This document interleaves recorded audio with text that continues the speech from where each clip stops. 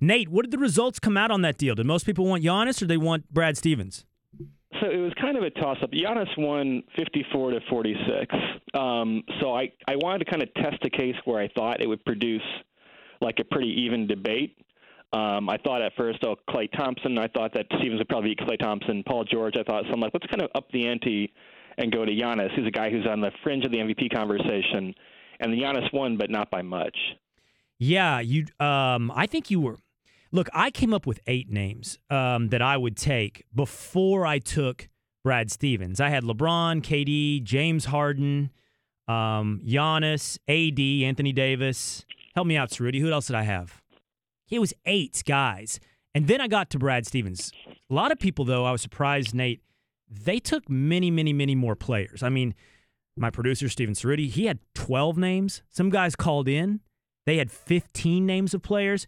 What do you think? What's the value of a coach in general to a star player? Does a coach really win you championships?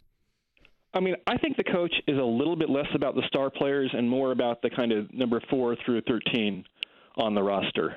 And we can kind of prove this is like, Boston was a team that we had statistically projected to win 48 games this year, and that was with the healthy Gordon Hayward. So the fact they won, 54, 55, 56, despite all those injuries, you can start to say, okay, maybe that impact comes down to the front office and Brad Stevens. Maybe they make a 10 or 15 win difference. If you look at a guy like Giannis, he's probably a 10 or 15 win a year player. He's not in the James Harden, LeBron camp, but there are various metrics, and it's all a little bit speculative. It's hard to separate out the coach from the franchise, from intangibles, whatever else. But to say that someone like Brad Stevens or Phil Jackson in his prime or Greg Popovich in his prime has like a 10 or so win impact seems within the realm of reason to me, probably. And you said that 10-win impact would be in that range of a Giannis-type player? Yeah, so an MVP, a true MVP, LeBron might be worth 20 wins a year to the Cavs. Giannis in 3 years might be worth 15 or 20 wins a year. But it's that tier between kind of like the 8th best player in the NBA and the 15th best player. And we can debate that because I think kind of once you get past that first of all, we can debate whether Giannis is in that top 7 or 8. Mm-hmm. Once you get past that group, and I think the curve begins to be a little bit less steep, and the difference between like the 8th best player and LeBron is bigger than between the 8th best player and the 20th best player. But I think to say, I don't think anyone in the league would trade James Harden for Brad Stevens. But the fact that you're having about a coach, and most other sports you wouldn't have this debate, the fact you're having that a coach is that impactful is pretty impressive. Talking to 538's editor-in-chief Nate Silver.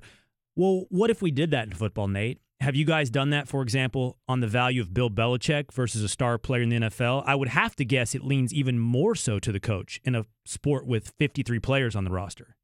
No, for sure. I mean, NFL, because I used to cover baseball, and in baseball, the manager just doesn't matter all that much. But for sure, yeah, I mean, the NFL, or you look at college basketball or college football where they change the athletes every year. Obviously, the program is very important.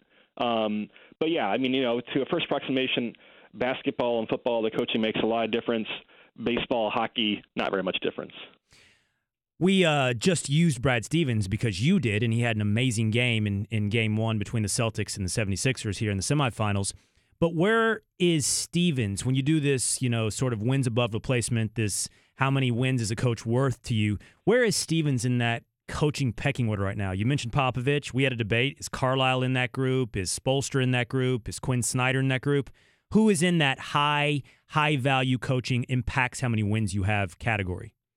I mean, I think right now it would be between Stevens and Popovich, and I guess you can have a debate about whether Popovich has, at this point in his career, kind of just like players, guys can hit an age where they're kind of past their peak skill level, I think. But, what San Antonio has done is as impressive as what New England has done under Belichick, where just the consistency year after year after year with different personnel.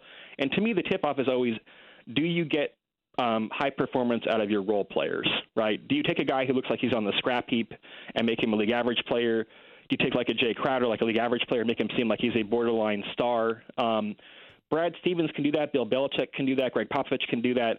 I mean, that makes a huge difference. It's hard to obviously acquire superstars in the NBA, but to get the most out of the rest of your roster, that's where the tip-off is, the tell, so to speak, for me, is about who's a good coach and who isn't.